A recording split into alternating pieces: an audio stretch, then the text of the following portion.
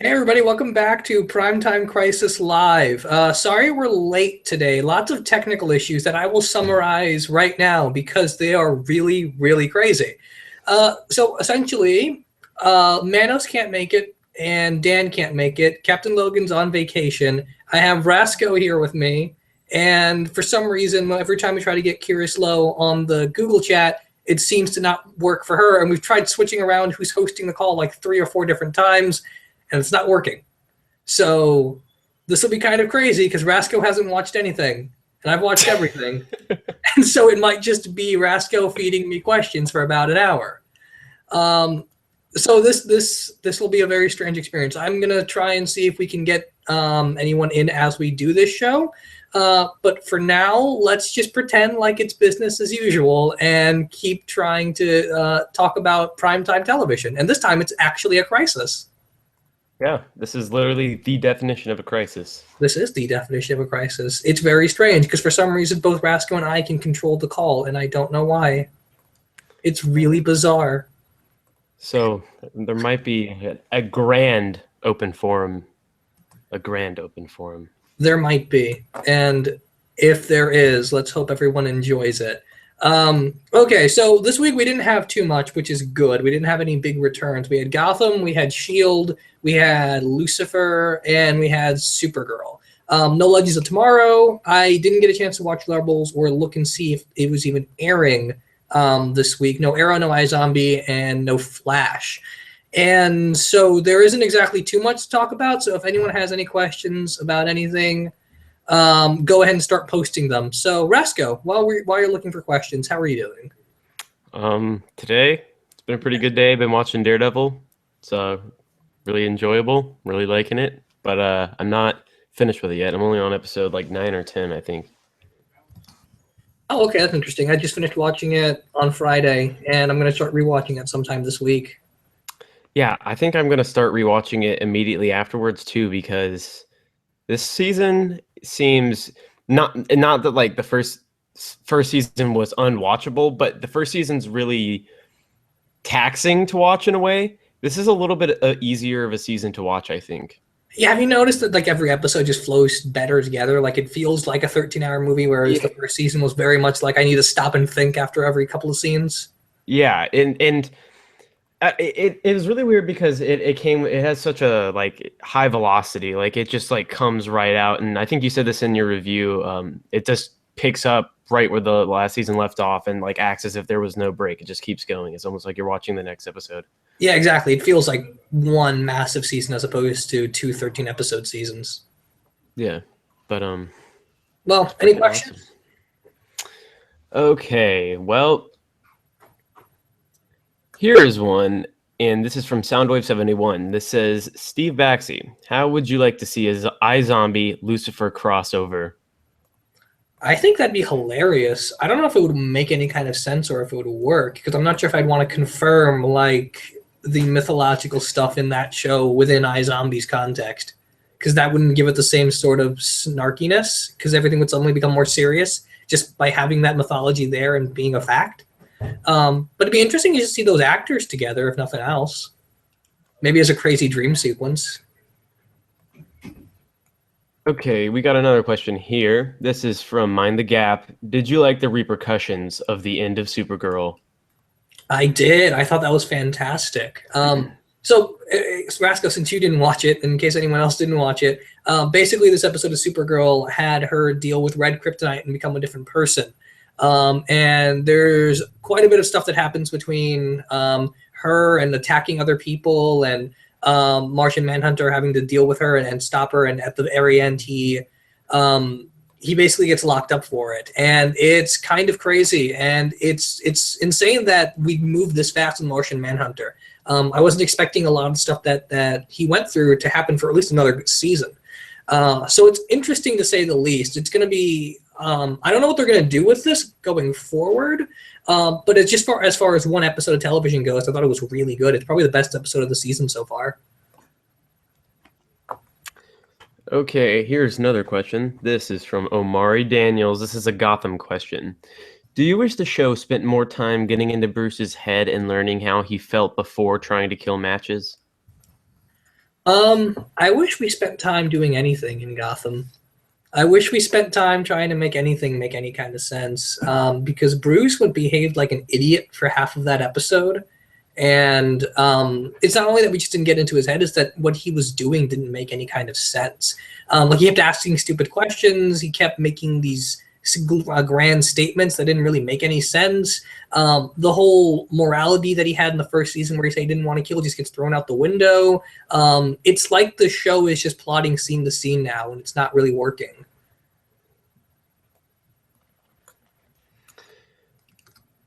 Okay, this is a question.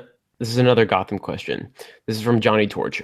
Alfred, and this isn't really a question, this is more of a comment, but this could spark some discussion from Steve. Johnny Torch says, Alfred getting into a fight with Cupcake was pretty amusing.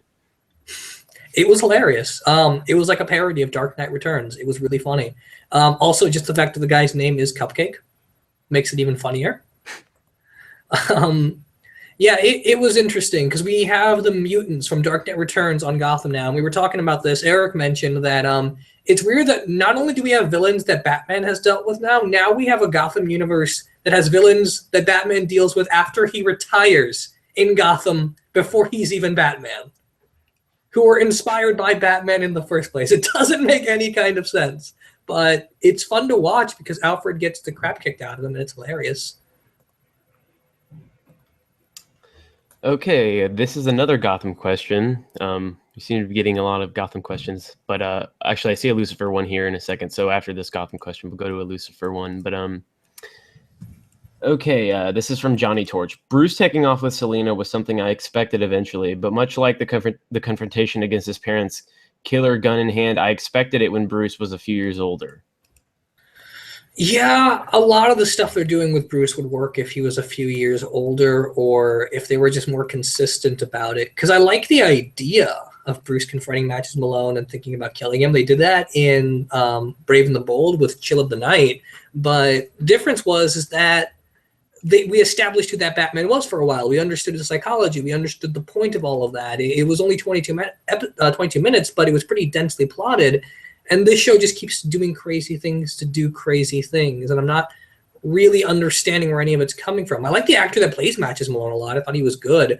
And I liked the whole thing of like him wanting to die. I just wish it was handled a lot better. Okay, this is a Lucifer question. This is, what did you think, or what do you think of the episode and season so far? Of Lucifer? Yeah. I'm enjoying it. Lucifer has been kind of back and forth. It started really well, and then it got a little bit meandery, and I enjoyed scenes instead of just episodes overall. And I think it's a little bit back on track now. I guess the issue is just I'm not sure where like the season as a whole is going. Lucifer's character arc is interesting enough, but the overarching plot threads have been a little bit loose, and I like that things are finally starting to move a little bit more consistently. The stuff with his wings was fascinating that we got in the previous episode, and I like some of the stuff with the therapist this time around. It seems a lot more episodic than I thought the show initially was going to be, and I think it's working in its favor. But if that's the case, I wish they would move the Angel stuff along a little bit faster. The stuff with his brother and him trying to coerce Lucifer into going back into hell. Okay, this is from Omari Daniels. Arrowverse question. Since Constantine is technically part of the Arrowverse, would you want to see characters from that show appear on Legends of Tomorrow if it's not Constantine himself? Only if it's written well. Because the Constantine episode of Arrow really didn't work. And bringing in characters from that universe could be awesome, but only if they're written like they were written in that universe. Otherwise it just becomes random fan service, and I wouldn't really want that. I really wish they'd bring in the writers from that show to do those episodes of Arrow or anything in the Arrowverse, but they haven't done that so far. But I wouldn't be opposed to it. It just has to be done well. Okay, this is from Johnny Torch. Supergirl's evil costume was a bit disappointing. Was it supposed to evoke Astra/evil Kryptonians? I thought it was supposed to evoke Astra, yeah. Like, it just looked like her costume, but with a little bit more blue, I think. Yeah, I wish we did the whole comic book thing where she just has her normal Supergirl costume, but it's black and silver instead of red and blue. That could have been fun to see, but then it would open up the question of where did she get that? Although I guess that still opens up the question with the red kryptonite of where did she get the other costume. Yeah, it was a little bit bland. I think that's really the only big issue with Kara going evil. It's just that sometimes it just felt like really cartoony, where she has like random evil laughs and just a random new costume out of nowhere. Which is fun, by the way, to see that actors pretend to be evil. It's really hilarious given everything we know about her so far. Okay, here is a question from Hawk Flame. Okay, so one of the things I liked about the Supergirl episode was that the red K, instead of turning evil, it unearths real issues that were bubbling underneath. Wasn't it always the thing with red kryptonite, though? Like, isn't it always supposed to make you do things without any inhibition, so you always have to desire to begin with? Like, isn't that how it worked on Smallville? I didn't watch a whole lot of Smallville, so I cannot confirm or deny this claim. Okay, I was just curious. I always thought red kryptonite worked as it brings out your dark side. It doesn't just make. But I do think that is true. So yeah, I always figured that it worked based on what you thought and not necessarily on just things that are generically evil. Yeah. Okay, this is from Mind the Gap. Was the talk tie-in on Supergirl distracting to you? How annoying are network tie-ins? I couldn't hear. What'd you say? It said, was the talk tie-in on Supergirl distracting to you? How annoying are network tie-ins? I didn't even think about that. It didn't really distract me because I thought it fit in well with what the episode was trying to say, at least dialogue-wise with Kat. No, it didn't really bother me. Okay. Oh, apparently Gotham was renewed for a 3rd season. Really?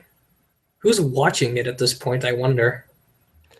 Like I said, I don't think people that watch Gotham actually are fans of Batman. I think they just kind of passively know what Batman is and That's just true. see that as a cop show and watch it. I guess that's fair. The other thing is just like I've never heard people like talk about Gotham, you know? Like it doesn't seem like to be any like a water cooler discussion type show. I think it's Netflix. I think just whenever shows are added to Netflix, it like for shows that are already good and somewhat popular, it makes them super popular. And for shows that are like borderline popular, like season 1 Arrow to season 2 Arrow, when they went on Netflix, that show gained a lot of viewership. And I know a lot of people that watch that show just because it was put on Netflix. And that's the same thing for Gotham. I know people that watch Gotham just because it was added to Netflix. That would make a lot of sense. Okay. Because it feels like it's one of those shows that'd be a lot more fun to binge than it is to just watch weekly on television. And I feel like people are making that switch very, very quickly. Like Agents of S.H.I.E.L.D. had the same thing, where a lot of people caught up on that just when the seasons got added to Netflix. So, who knows? No, that makes sense. I'd be curious to see what Gotham's ratings are, like if it's doing well for Fox or if it's just average. Yeah, that'd be very. I mean, it's weird because isn't Fox known for canceling shows and isn't like the most like canceling worthy show Gotham? You would think, yeah. I mean, Fox used to cancel a lot, but they've changed up their strategies a little for a while now. Fox has this thing where like they love to interfere with the creators and they like dictate how the shows should work. Maybe Gotham is just already so much to their sensibilities that they don't care to do that. Because it's already so far away from the source material. You don't even have to argue to get them to take it away from that. Like, I don't know. It's not even, it's like with Smallville, it's like no tights, no flight or whatever that whole thing was where it was like he couldn't wear the suit or fly in it. It's like the same thing with Gotham. It feels like they're already trying to take it so far away from Batman. Yeah, I guess they've already come up with so many compromises just from a creative standpoint that Fox doesn't need to worry about it. I mean, the one thing they might have to think about is just how violent it gets in places, but I feel like they almost enjoy that more. Yeah. Because there's that episode in season 1 where we see like Fish Mooney pull her eyeball out. Yeah. Which is really bizarre. Well, okay. By the way, I found this comment right here. It's from Mind the Gap. It says red kryptonite normally caused unpredictable mutations, but it did do that in Smallville.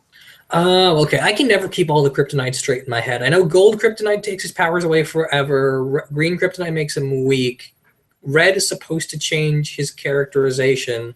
And then I think black kryptonite like temporarily makes him lose his powers or something. And pink kryptonite makes you homosexual. Is that true? Yeah. I'm straight up like, well, it doesn't, it makes you more feminine in the way you, at least in the way that Clark acted. Oh, that's interesting. Okay. I don't read enough Superman to know all the kryptonites, but I don't really watch, I mean, I don't really read a whole lot of Superman either. I just remember I read that somewhere, but that's true, I'm pretty sure. that's weird. I know in the Silver Age they got kryptonite happy and just started to make tons and tons of variations in different forms. There's this thing called anti-kryptonite, which is harmless to Kryptonians but hurts humans. It's really weird. Makes you more powerful. That would be a cool kryptonite. That would be a cool kryptonite. Your kryptonite.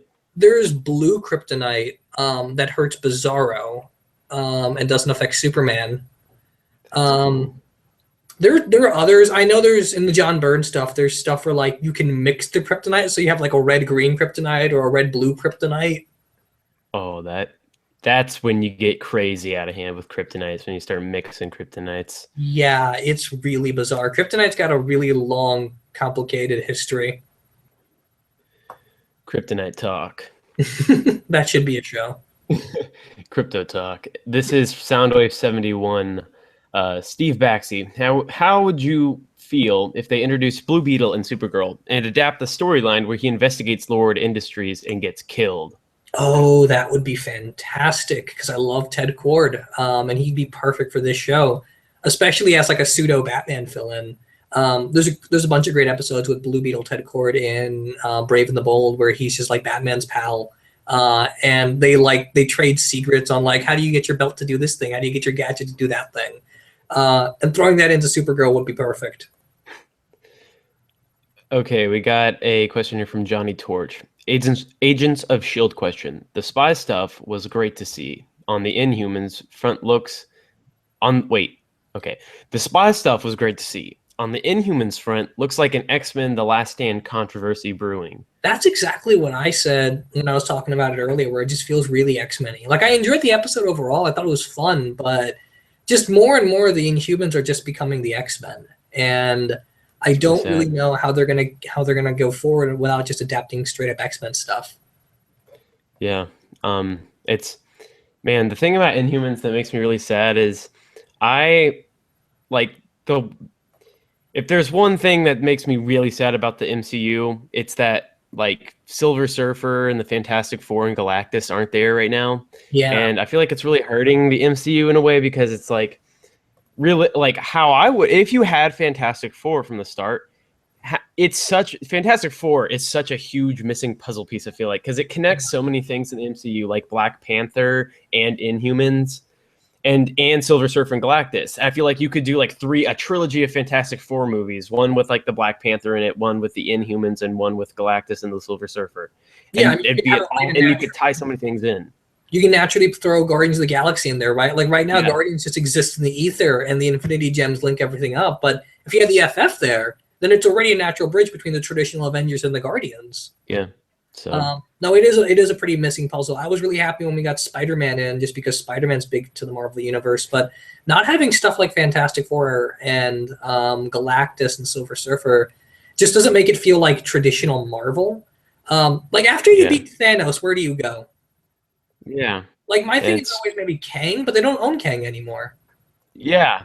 That's and that's kind of another Fantastic Four thing, because isn't Kang Reed Richards' like great grandson or something like that? Yeah, he is. So that's another missing thing because of Fantastic Four. God.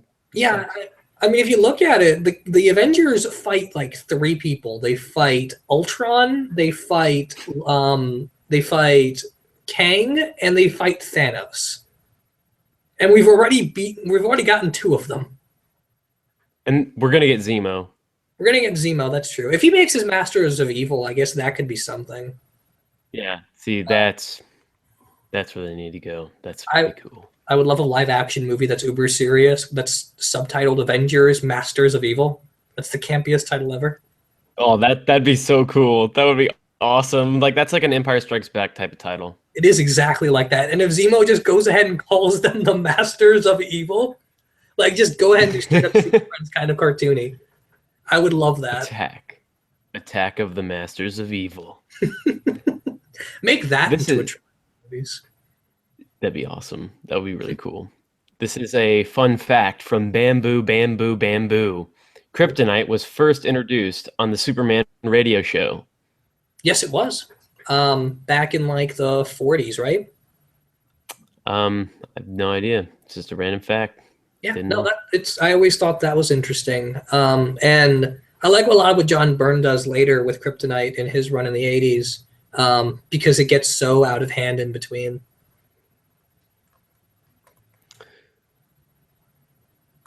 Okay, here is a question from Soundwave71. Steve Baxi.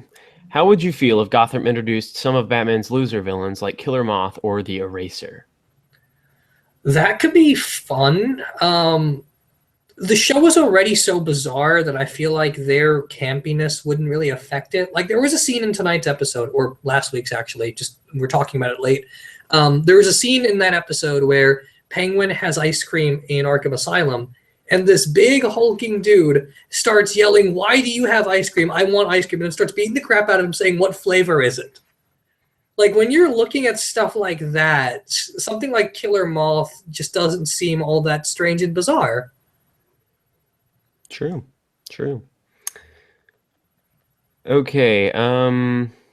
Yeah, wait, also the thing about this, it's so ridiculous. No, they don't need to introduce Batman loser villains. They need to stop introducing Batman villains into that show. Like it's getting out of hand. It's ridiculous. It's only season 2 and we already have like his whole rogues gallery. It's like it's one of those things where it's like you clearly did not think hard enough or make an intelligent decision that you were going to stick to in like the early phases of this show when you were thinking about making it. Like we're in the time now where like we're past superhero shows titled something that is in that superhero's continuity, but it's not actually titled whatever the superhero is, and it's not actually about the straight up superhero, as if like, you know, like we have like Smallville, and now we have Gotham. And Arrow kind of was almost that, but then it became more of a Green Arrow thing. It kind of like dawned, like it just accepted what it was. Yeah. But like Gotham's just one of those shows where it's like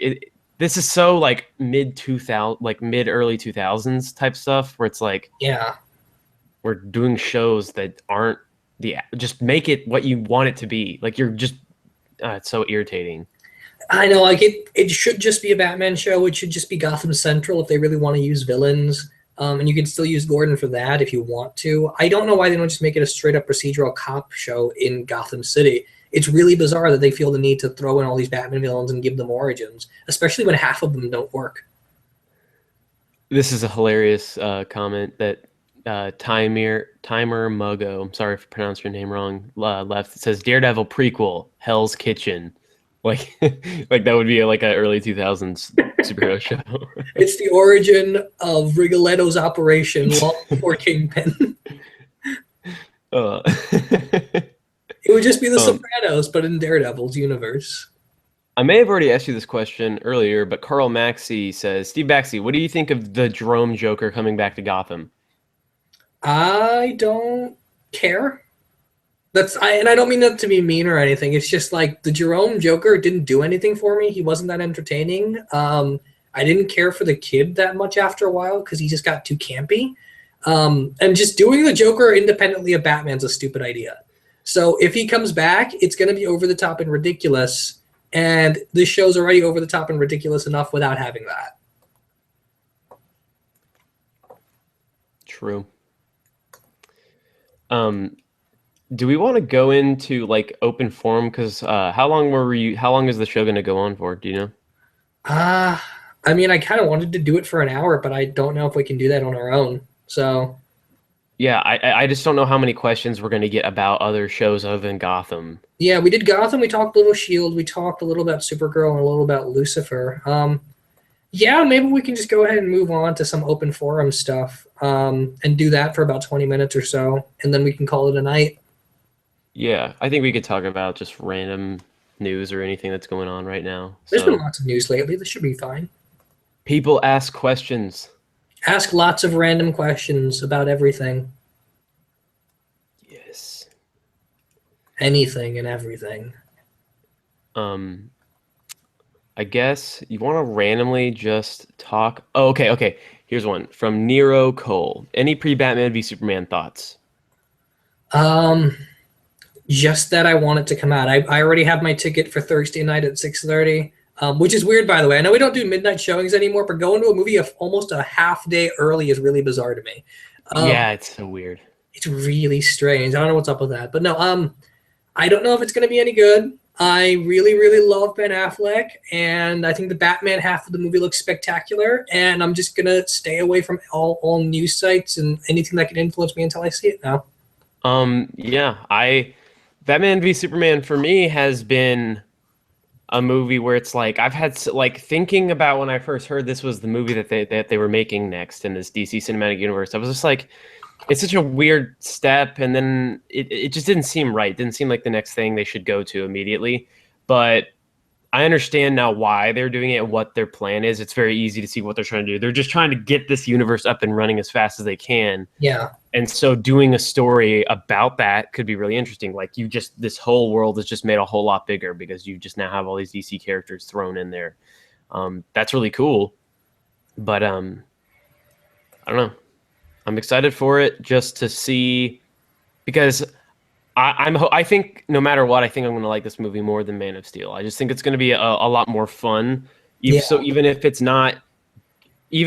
it fails in the same story sections that Man of Steel did, I think will still be a lot more entertaining just because even though it looks pretty dark and gritty, but it's still is just a whole lot more fun looking because you're seeing Batman and Superman and they're like fighting, and we know Wonder Woman and Doomsday and all these things are going to be here. So no matter what, there's just going to be a whole lot of cool stuff to see for the first time in the movie theaters. yeah. Like there are parts of it that are really properly exaggerated that I like. I like how massive Ben Affleck's Batman looks. Yeah. And how he fights like the Arkham games.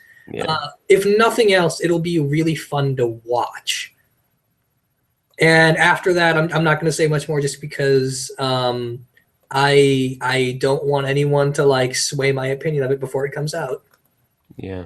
I don't know. I'm just excited to see it. It's going to be cool. So I just saw somebody wanted us to talk about just any excitement for the Iron Fist show or just any thoughts on the Iron Fist show. I'm excited for it. I like Iron Fist as a character. I haven't read too much with him though. I think I'm less excited for Iron Fist and more excited about the possibility of Danny Rand and Luke Cage just hanging out in the MCU, especially with Mike Coulter as Luke Cage because he's so good.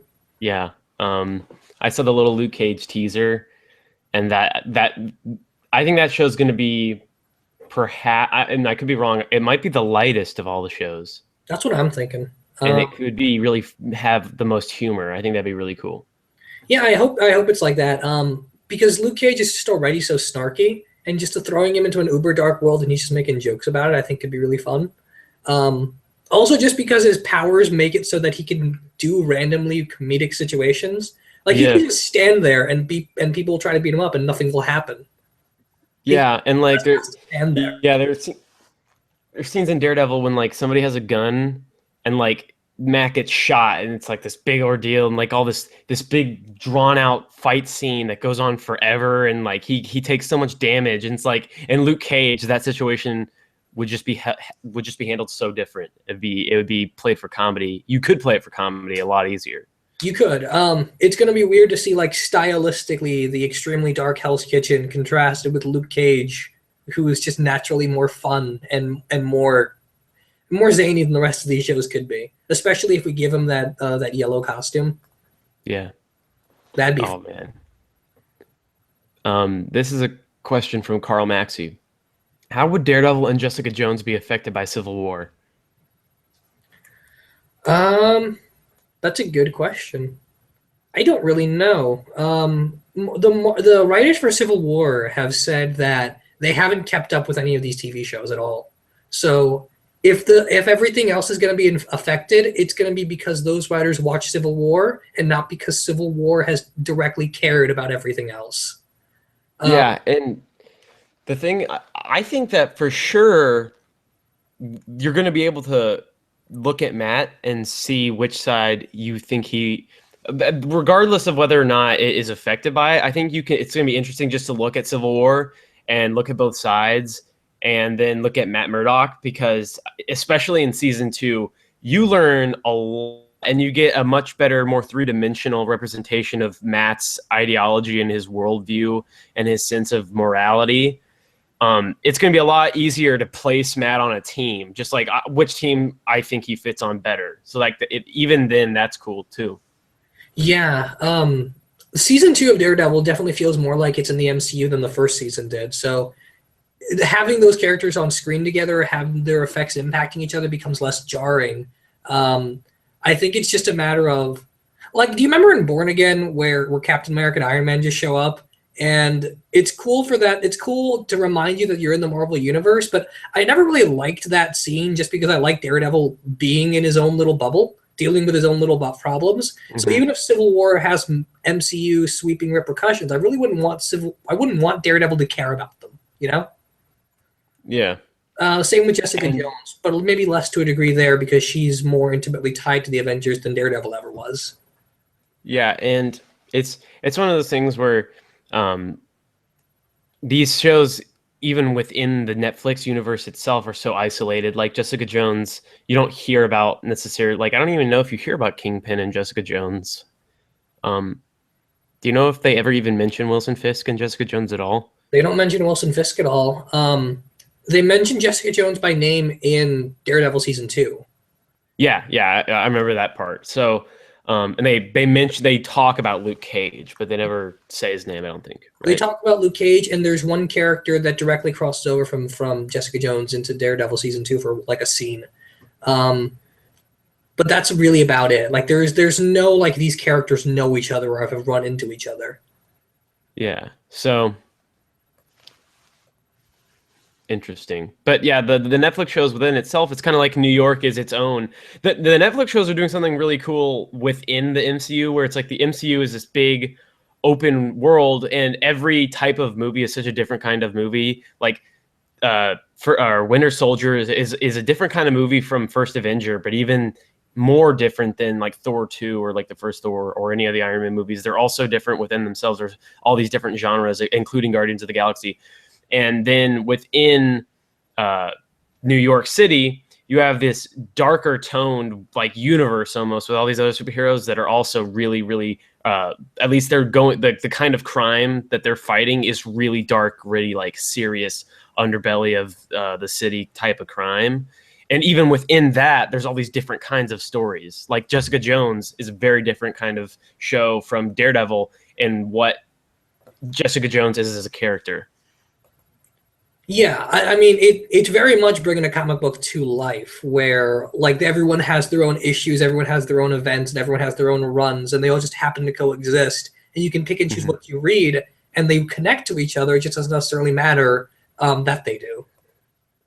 And if you look at them in the grand scheme of things, it fleshes out all the other ones. Yeah, exactly. Except for S.H.I.E.L.D., sadly. Yeah, that's the one. And that really sucks because it's like Agents of S.H.I.E.L.D. is like, I don't watch Agents of S.H.I.E.L.D. I watched like a couple of that. I watched most of the first season, but I just stopped watching it. And it's like, that's like the one area where Marvel dropped the ball kind of is with that show. It's like there's potential there, and I don't know. I can't, nothing about that show excites me, even Inhumans. And it's like, I really like Inhumans, but I know that it's not like Inhumans like Black Bolt and Medusa. At least I could be wrong, but I'm pretty sure I haven't heard anything about those Inhumans being on Agents of S.H.I.E.L.D. So it's like, it doesn't interest me really, but I would watch it. If Black Bolt was on there, I would watch that. Yeah, I mean, he's not there. Medusa's not there. The famous Inhuman stuff really isn't there. It's more like the smaller characters. And I guess part of the problem is that Marvel realizes they dropped the ball with that show, and they never tried to fix it. Like they won't get the movie writers working on it the way they do with Agent Carter. They won't cancel it. They won't move it to Netflix. Like they're not even attempting to fix it. They're just letting it run, and I don't understand why. Man, and then there's Agent Carter kind of makes up for it though. Like yeah, Agent Carter does. I love Agent Carter. So I mean, you know, Marvel's not perfect. They definitely made not everything they've done has been fantastic, but right now they're doing such great stuff with the Netflix series that it's like, oh my god, I'm so excited. And I'm really excited for Iron Fist just because that actor, I really like him on Game of Thrones, but also Iron Fist is just something that is I know who Iron Fist is, and like I could tell someone who knows nothing about Iron Fist about the character, but that's just really going to be so like we're going to have more on-screen Iron Fist than we have like Superman. That's with one Netflix show. Yeah, that's a really good point. That just makes you wish that were doing nothing but Netflix shows, right? Like there's just so much potential in that idea. Like as much as I love the Captain America movies, imagine a Captain America Netflix show. Oh man, that would be so cool. That would and oh my god, it's just that these Netflix shows, I can't. It's my favorite thing superhero right now is the Netflix series. They're so awesome. They're so good. Yeah, and I mean, I have issues with Daredevil season 2, and not to spoil anything, that Punisher, like he's just perfect. He's the best Punisher. He's brutal. He is. Yeah, he is brutal. He is. Oh my god, I can't.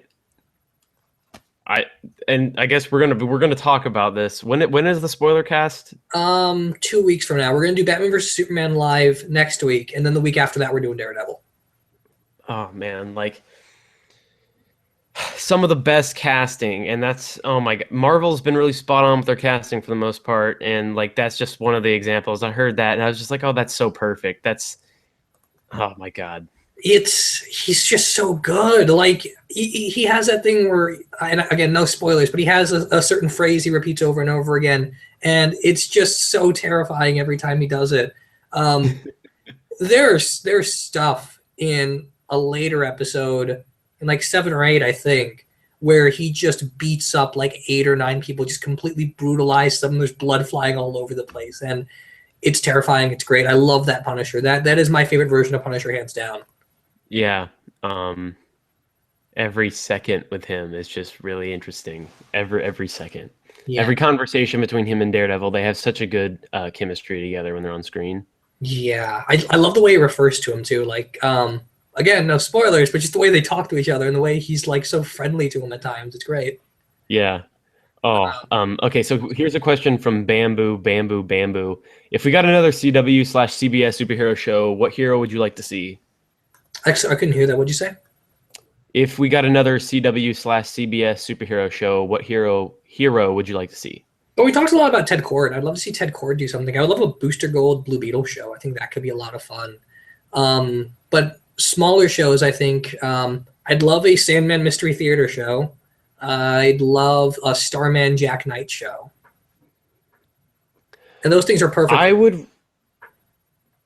I would really like a question show. I would really like a Blue Beetle show, and Booster Gold would be really cool. But I feel like that if it was on the CW, that show would have no chance because they cannot do time travel and make it make sense on the CW. Yeah, that's a really good point. Rumor has it that Booster Gold is going to show up in Legends of Tomorrow, and that's a shame. I really can't stand that show, so just seeing him wasted there is not going to be fun. It's like, you know. I also heard that there was going to be, this was a rumor, I heard there was going to be a Blue Beetle Booster Gold show or movie coming out, like maybe I think it was like scheduled for like after Cyborg. Yeah, that was a rumor for a while, and then it's not on DC's official movie slate, which is a shame because that would be so different. That'd be so much fun. Like just have a buddy cop movie for a buddy cop comedy in your main DC universe. Yeah. I think Green Lantern works on television really well as well. I mean, it'd be really hard with a budget, but I remember Green Lantern the animated series was really, really good, and it works better on that like shorter episode timeline than just doing 2-hour movie events every time. Yeah. And you know what's really weird about the Green Lantern movie? I expect that to be like a team movie. Probably. And that's going to be kind of interesting because I'm sure it's not. We might be getting like multiple, like who knows? It might not even be necessarily like a single Green Lantern main character protagonist. No, this would be really counterintuitive, but DC does this already, so maybe not. How cool would it be to forget about the Green Lantern universe proper and make a TV show, like maybe a Netflix show, that's Kyle Rayner running around as the last Green Lantern after Ganthet comes away. Just open like that. Just open like the Green Lanterns used to be a thing. They're all gone now because of some crazy guy named Hal Jordan, and now you're the only Green Lantern. And then we slowly build into the Jeff Johns stuff and make a proper Green Lantern movie universe based off of that. And just introduce everyone to the mythology that way, the same way he was repopularized in the comics. Why don't you do it, DC? Get on it. Come on. Good ideas here from fans. But oh, I like this question. What upcoming MCU film do you care least about? Care least about? For me, it's probably Inhumans. Because I'm not really a fan of those characters. I don't know too much about them, but I can be made to care. That's the thing with these Marvel movies, is that I didn't care at all about Guardians of the Galaxy, and then I saw it and I loved it. So, which are you most excited for? Most excited for? And let's not include Civil War because it's so close to coming out. Yeah, it's almost basically here. Black Panther. I love that character. He's basically Thor and Captain America put together. So that's already something that could be brilliant on concept alone.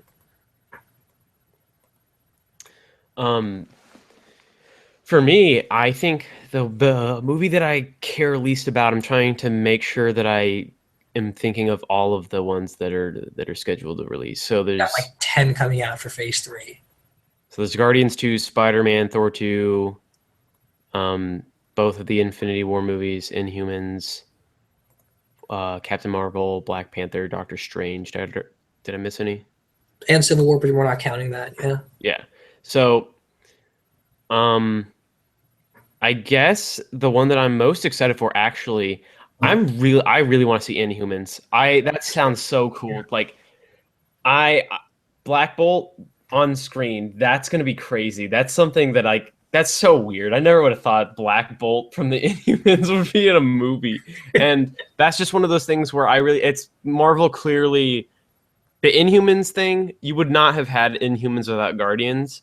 Yeah. So I think that they just are like, oh, we have this really interesting, cool thing here that we can make that fits perfectly, because Inhumans is its own thing. Inhumans should be kind of like Thor mixed with like X-Men, maybe. I don't know. That's how I kind of would imagine Inhumans being like in a movie. Right. And it's one of those things where it's really cool because if you look at the MCU, it kind of works the same way as like a color wheel. It's like you have like the primary colors. You have like Thor, Captain America, Iron Man, and Hulk too. But then you have like then you start mixing these heroes and you kind of get like Black Panther and Doctor Strange and Captain Marvel, and you like mix those heroes and you get these new ones that we're getting movies for, and it's really cool. That's a really good way to put it. Yeah, it's exactly like that. I maybe not be excited for Inhumans, but I'd love like a Thunderbolts movie. I think that could be awesome. Mm-hmm. The universe, I think, is big enough, and it would help because Marvel would get a chance to use more villains instead of just killing them off. Yeah. I think that DC also has just as many of these opportunities. They do, yeah. They just the weird thing is, though, Marvel has been very just not reluctant to just like do something that doesn't necessarily, that'd be really hard to imagine fitting in the same universe as something else. Like Daredevil it's crazy that Daredevil happens in the same universe as Guardians. Or even that Winter Soldier happens in the same universe as Guardians. And Marvel doesn't care, and they just do it, and that's cool because that's kind of the way comic books have always been. They just do stuff like that, and they don't care if it seems strange that this is going on in the same universe at the same time. They just do it. DC, they're doing a very particular tone where it's like it all kind of fits together really well. Right. At least it looks like that. Like it looks like all the movies are going to be more aligned and like formatted to look a little bit more similar. Which is tough because some of those characters are so different, but at the same time, I think you could make it work. Yeah, but like, so what I'm saying is like if they did do that Booster Gold Blue Beetle comedy, like if it was a comedy, because that's how they were pitching it, it was kind of like a comedy. Right. If they did that, that would be weird in a way that Guardians is not weird, because Guardians happens in the universe where Thor happens. So it's still a little bit more believable. Whereas Batman v Superman right now, we've seen it's really dark and gritty. And to have this super like upbeat, funny, like almost buddy cop superhero movie. Yeah. That would be weird. And I would be fine with it. That wouldn't really bother me, but that would be weird in a way that Marvel has managed to avoid any like tonal awkwardness, because there just is no standard for what that universe is like at any point in time.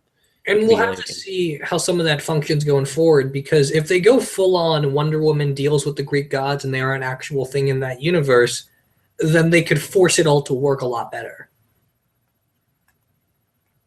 True. Okay, looking for another subject of conversation or topic of conversation. Hawk Flame. Do you think if Suicide Squad is huge, Marvel will do Thunderbolts? Probably. I mean, if they're already going to do Inhumans and DC Suicide Squad works, then combine Inhumans with Suicide Squad and you get Thunderbolts. Yeah, and I don't think Marvel's waiting on DC to do anything. I don't think Marvel's looking like, oh, did it work? Did Batman v Superman do well? Should we move? Marvel's past that. They already know that whatever they do is going to perform. It just might not be critically praised. Yeah, I mean, Marvel is in no worries about anything, and even if a movie doesn't perform, they've made so much money that they can afford to take risks on certain projects. Yeah, like Pixar makes lots of great films, but even they have a few duds here and there. Like The Good Dinosaur. I don't think anyone cared about The Good Dinosaur. Yeah, I heard, and I haven't seen that movie, but I did. That was probably one of the most, like, I just didn't even hear a lot about it. Period. Yeah, normally it's like I didn't think it was that good either. So. When Inside Out came out, that like took over the internet. That was a huge thing. Everyone was like, Inside Out's so great. Go see Inside Out. And every reviewer was talking about how much they liked it. And I didn't hear much about Good Dinosaur, honestly. Yeah, it's I think it's already on DVD. I'm not sure though. Like it just didn't do that well. No one cared. I saw it once and I almost completely forgotten the plot for that movie. That doesn't happen with Pixar usually. Yeah. So if Marvel has a movie that comes out like that, like for me, that was Ant-Man. Like I thought Ant-Man just wasn't that good, and I've completely forgotten about it. It's the only movie I haven't bought yet, and they can recover from that. They can do other things with it. They can rope those characters into other situations, so they don't have to worry. Yeah. Here's a question, and actually, I don't know if this was a question. This looks like someone else was responding to a question that was already asked, but we should answer this. It's what do we think the best MCU villain is? Ultron. Easy for me. I love Ultron. I think Ultron is brilliant. I did the 2-hour video on Ultron. So okay, I gotta think about this. I don't want to forget anybody, but it's gotta be what's the guy the guy who plays I forgot his name too. The guy who plays is Tommy Russo from Ant-Man. Or you know what I'm talking about? The guy who's in House of Cards? Yeah, that dude. What's his name? The actor. I'm trying to think of his House of Cards character's name. It's like Tommy Russo or something like that. It's Anthony Russo, I think. No, that's the Captain America. Oh yeah, that's not the wrong Russo. It's Congressman Joe Russo. No, it's Congressman something Russo. I gotta think about this. Man, this bothers me so much that I can't think of this. House of Cards guy, Russo something. I think he was Andy. Is he Andy? I think it's Andy. Maybe it's not Andy. I don't know. I know the actor's name is Corey Strahl. Yeah. Okay. So, yeah, it's gotta be. I was joking, but it kind of ruined the joke. Peter I didn't know who he was. Peter. Yeah. So, I really like. I'm joking, but he's the most memorable villain for sure. Yeah. No, definitely. I think. No. For me, it's either Kilgrave, Kingpin, Ultron, and I like Loki better sometimes in some movies rather than others. So I don't know if I'll give it to Loki.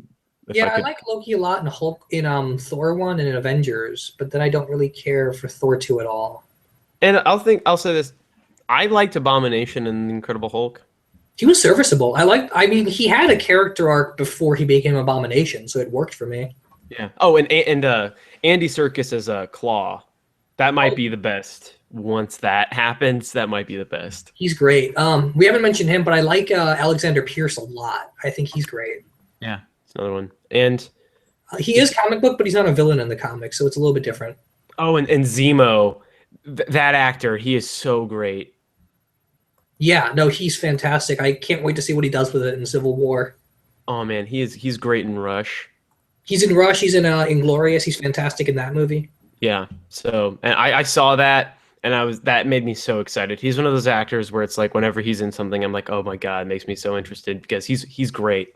He's like Michael Fassbender for me for cast him in any role for anything. Yeah. Like he's just so good. No, yeah, I'm excited for Zemo. We haven't heard like one about him, but I'm excited. Yeah. So let's maybe do like one or two more questions and then we can call it a night. Okay. I gotta find some good ones. Oh my god, where are some questions? Fill the silence for a second, Steve. Sing. Filling the silence with things. So Captain Logan and Curious Low tried to get into the call once again, but Google is just not cooperating. So we're sorry about that. It's been one hectic night. This is literally a primetime crisis. Well, not literally. It's like 10 o'clock on a Sunday, but almost literally. Yeah. Okay, here's a question. Masked sci-fi fan. What do you think of Leia having a more prominent role in Episode 8? I think that's good.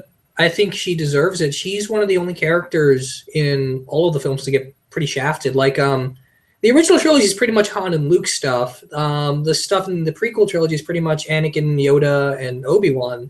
Even Obi-Wan doesn't get a lot to do. And Leia's had some stuff here and there in the expanded universe that's really interesting, but like, she's very rarely the star of anything. So to do more stuff with her in Episode 8, I think is long past due. And I think there's lots of good stuff to do with her now that Han's died and that she's got this whole new role as the leader of the Resistance. I think there's lots of room to do interesting things there, especially with her being force sensitive and not potentially being trained. I think that's a good idea.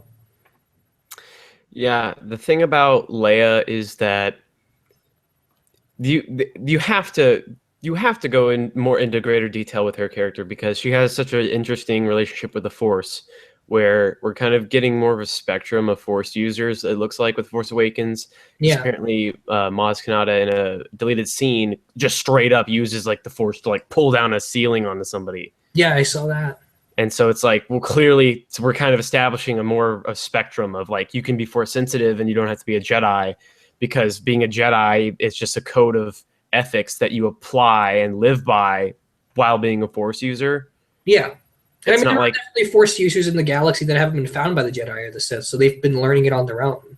Yeah. So I think that's really cool. And we're getting to see Leia as a politician more.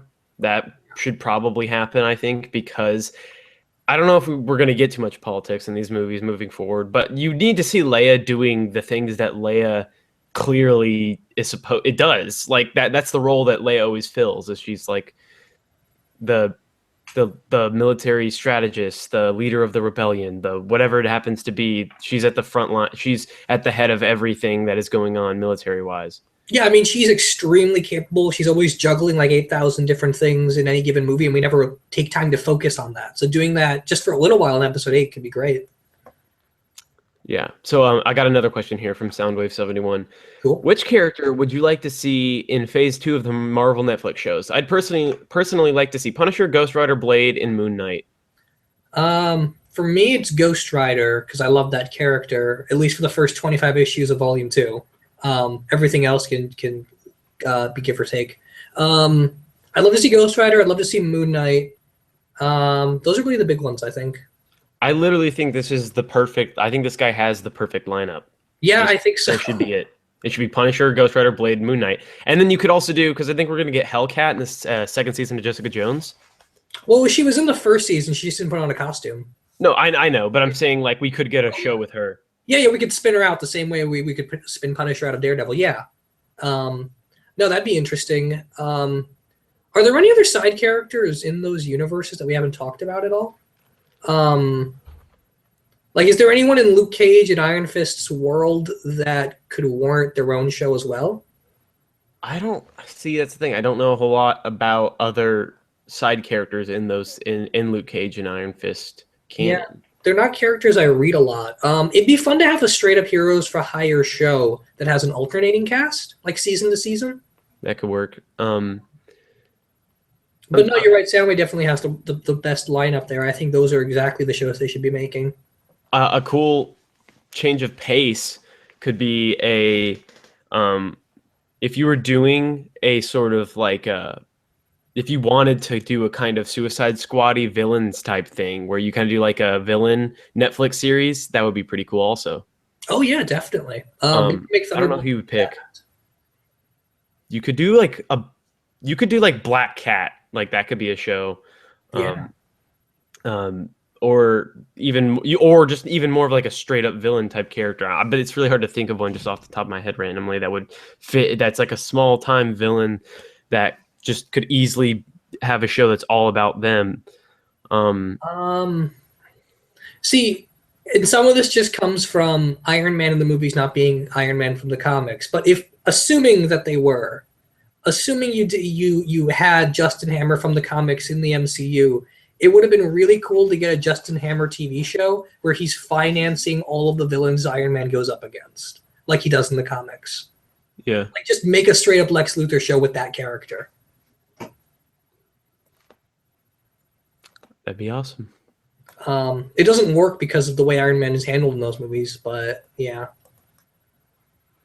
Let's also get an X-Men Netflix show. That would be cool too. That'd be great. Let's do one more question and then we can call it a night. Okay, this is a comment. I don't know if this is true at all, and it's kind of spelled wrong, but it says Riddler was close to being in Batman v Superman.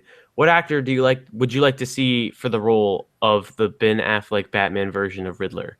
I did a Batman movie fan casting thing a few weeks ago where I took some actors from what we have already and then just mixed in some of my own. I got this from Ian, Sid Part 2. I think Hugh Laurie would be a fantastic Riddler. He'd be older, obviously, but I think that guy just has the perfect attitude for it.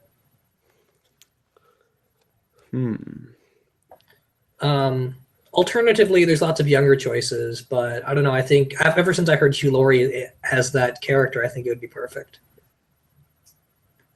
I'm trying to think because I don't know. I guess you would do a slightly older Riddler in this Batman universe, maybe? You would kind of have to if Batman's been around for 20 years. He's got to be like at least 43. The actor would have to be around that age because I think both Ben Affleck and Jared Leto are 43, or maybe they're 44 by now. But they're in their like their early 40s. So yeah, you need someone in that age range.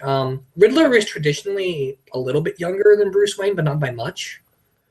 So even if pretending Batman in that universe is in his 40s, Riddler would have to at least be late 30s. Yeah. And then you can, I don't know, and then you get to what is this film version of Riddler going to look like? Because that's the thing that interests me a lot is there's so many cool ways I think you could do a Riddler costume. Yeah. There's a lot of I don't know. There's a lot of cool ways that you could do that, and there's a lot of different Riddler looks throughout the years that you could look at. So. Yeah, given the context that universe has so far, I imagine they won't do like full-blown green question mark suit.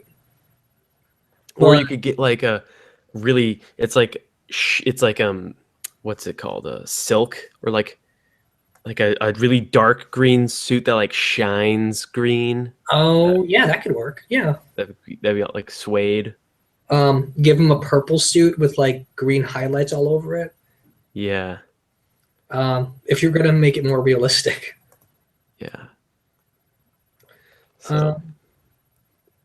Okay, well, I guess that's gonna be it for us tonight. Sorry that this was a little scattershot. Lots of technical difficulties in trying to set this up, but Raskell, thanks a lot for joining me. You're welcome, Steve. Yep, this was fun. Next week we're gonna come back for Crisis, and we're gonna be a little bit briefer in that show, not because we want to talk less about those shows, but because we want to get to Batman versus Superman. Oh yeah. So stay tuned for the Batman vs. Superman spoiler cast. And then the week after that, we're going to come back and do the Daredevil spoiler cast for season 2. So the next couple weeks, Crisis will only be like a pre-show for everything else. Thanks, everybody, for watching. And we will see you next time. Goodbye.